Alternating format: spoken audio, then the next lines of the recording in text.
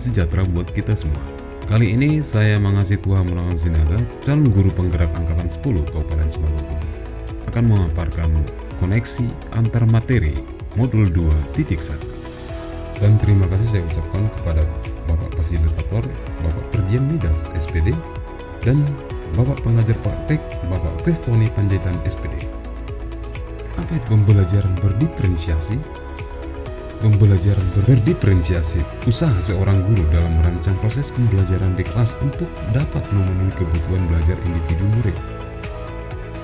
Namun, perlu kita menyadari bahwa setiap anak itu adalah unik. Mereka memiliki kelebihan dan kekurangan masing-masing. Demikian halnya dalam belajar. Mereka juga memiliki gaya belajar, minat, dan kebiasaannya masing-masing. Oleh sebab itu, guru perlu untuk memenuhi kebutuhan belajar anak agar pembelajaran diperoleh secara menyeluruh. Pertanyaannya, namun bagaimana cara untuk dapat melakukan pembelajaran berdiferensiasi di kelas? Guru harus tahu pertama memahami tujuan pembelajaran, kedua mengetahui dan merespon kebutuhan belajar murid, tiga menciptakan lingkungan belajar untuk mengundang murid untuk belajar, empat melakukan manajemen kelas yang efektif, dan yang kelima melakukan penilaian berkelanjutan. Dalam memenuhi kebutuhan murid, guru harus memahami tiga aspek. 1. Kesiapan murid atau readiness. 2. Minat murid. 3.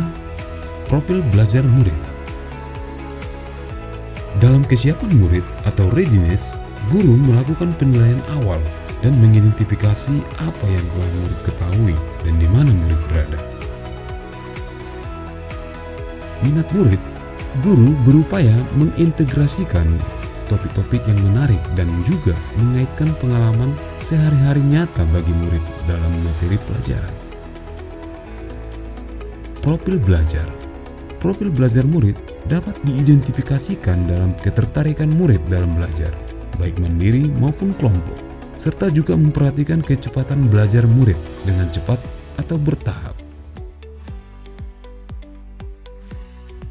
Dalam mengakomodasi kebutuhan belajar murid, guru perlu memperhatikan perilaku murid, identifikasi pengetahuan awal, mereview dan merefleksi terhadap praktek pengajaran, berbicara guru murid sebelumnya, dan membaca rapot murid kelas sebelumnya. Nah, untuk penerapan strategi pembelajaran berdiferensiasi, 1. Diferensiasi konten, di mana menyesuaikan materi pelajaran dengan kemampuan dan minat siswa. Contoh, menyediakan teks dengan tingkat kesulitan yang berbeda atau topik pilihan yang relevan. 2. Diferensiasi proses, variasikan metode pengajaran dan aktivitas kelas. Contoh, menggunakan diskusi kelompok, proyek individual, atau pembelajaran berbasis permainan. 3. Diferensiasi produk, berikan pilihan cara bagi siswa untuk menunjukkan apa yang telah mereka pelajari. Contohnya dengan esai, presentasi, atau proyek kreatif. Nah, apakah kaitan modul 2.1 dengan modul-modul sebelumnya? Nah, di sini kita akan mulai bedah satu persatu. Modul 1.1 untuk melakukan pembelajaran berdiferensiasi, maka guru berusaha untuk memenuhi kebutuhan belajar murid. Sama halnya menuntun segala kodrat yang ada pada anak, kodrat alam dan kodrat zaman, yang sesuai dengan filosofi pendidikan Ki Hajar Dewantara. Modul 1.2. Melalui pembelajaran berdiferensiasi, guru harus berpihak kepada murid, reflektif, mandiri, kolaboratif, dan inovatif untuk memenuhi kebutuhan belajar murid sehingga dapat mewujudkan kepemimpinan murid yang menuntun murid merdeka belajar. Hal ini sesuai dengan nilai dan peran guru penggerak. Modul 1.3. Melalui pembelajaran berdiferensiasi dapat menjadi salah satu strategi untuk mewujudkan visi guru penggerak yang berpihak kepada murid.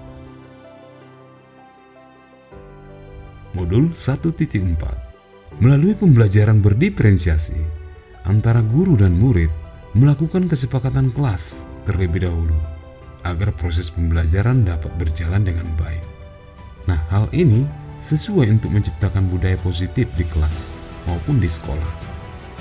Demikian pemaparan saya tentang koneksi antar materi modul 2.1. Terima kasih, semoga bermanfaat.